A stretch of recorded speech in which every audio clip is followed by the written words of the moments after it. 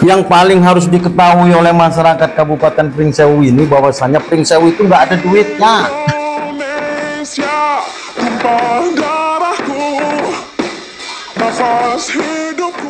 Pringsewu ini kan sudah mendekati gerbang pilkada nih Om.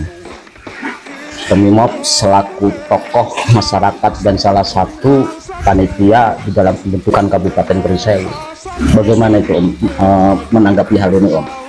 Jadi pilkada 2024 ini merupakan satu momentum yang sangat paling berharga, langkah awal Pringsewu ke depan, karena Pringsewu sudah 15 tahun usianya, dan pilkada 2024 ini menentukan sekali, karena selama ini ya mohon maaf, bukan artinya kita tidak menerima daripada apa yang sudah dilakukan daripada pemimpin-pemimpin sebelumnya, tapi masyarakat secara umum menilai Pringsewu ini yang ngene-ngene wae.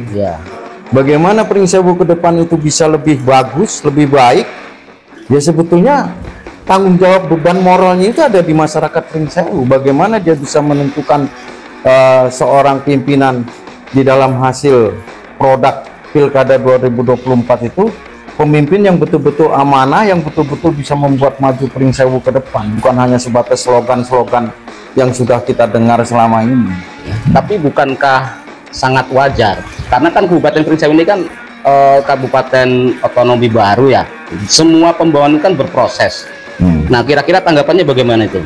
Sebetulnya yang paling sangat merasakan mungkin menurut saya itu saya. Karena saya ikut membidani terakhir-lahirnya Kabupaten Pringsewu. Betul. Dalam kondisi Pringsewu yang sedemikian, dalam usia yang 15 tahun, ya, ini sebetulnya usianya 10 tahun baru. Ya, kita sudah kalah satu periode, gitu loh. Ya. Karena jujur saya katakan, banyak mimpi-mimpi yang memang masih belum terwujud. Ya. Kriteria calon bupati yang seperti apa, masyarakat itu kan mayoritas belum tahu itu Om. Nah, yang paling harus diketahui oleh masyarakat Kabupaten Pringsewu ini bahwasanya Pringsewu itu nggak ada duitnya. Ya betul. Ya. Jadi pemimpinnya yang harus pandai mencari duit, tapi bukan untuk mencari duit untuk kepentingan pribadi, tapi bisa mencari duit untuk kepentingan kemajuan Pringsewu ke depan. Ya. Gitu loh.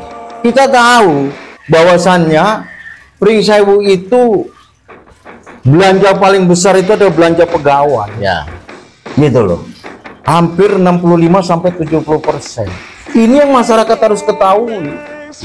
Kalau Pringsewu itu nanti pemimpinnya itu nggak ngerti apa-apa, ya kan? Terus tidak tahu dengan masalah terobosan-terobosan yang akan dilakukan. Karena sistem pemerintahan itu tidak sesederhana seperti yang kita bayangkan, seperti kita mengurus sebuah perusahaan. Itu tidak sesederhana itu.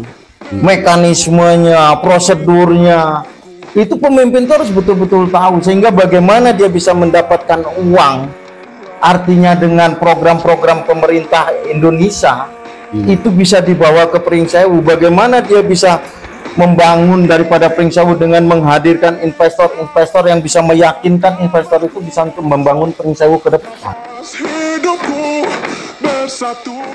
Yang jelas itu sistem pemerintahannya harus jelas. Terus rekrutmen di dalam khususnya daripada eselon 2 itu pun harus betul-betul rekrutmen yang dilatar belakangi dengan sebuah kemampuan, ya kan? Sebuah kemampuan.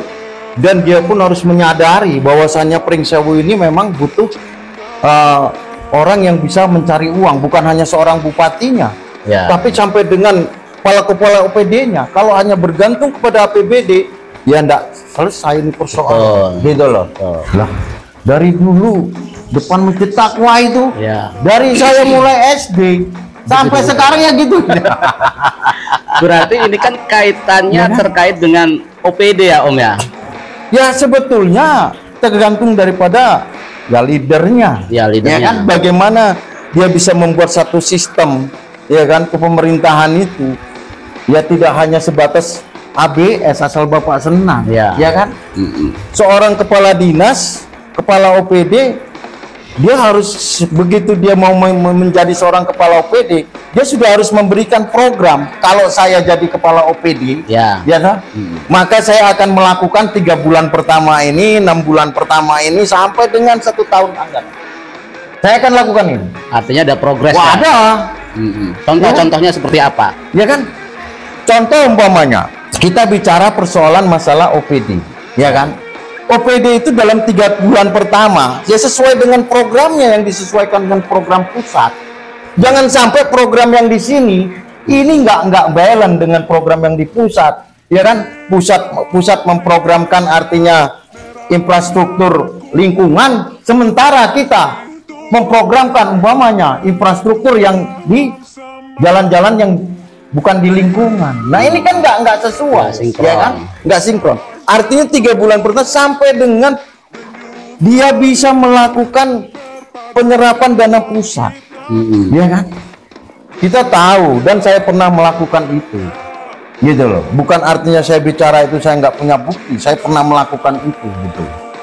2 kali saya pernah melakukan penyerapan dana pusat untuk kepentingan Kabupaten Pringsewu, ya kan? Yang artinya begini Om, kepala OPD harus memiliki jaringan pusat begitu? Ya jelas, gitu loh.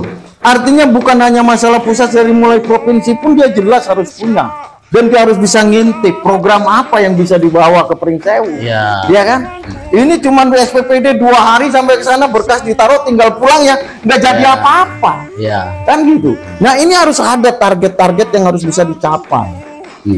Dari semua leading sektor yang artinya pembantu-pembantu bupati itu harus betul-betul dia meminit itu benar-benar, gitu loh. Nah sekarang kita lihat aja masalah pengolahan sampah apa, ya kan?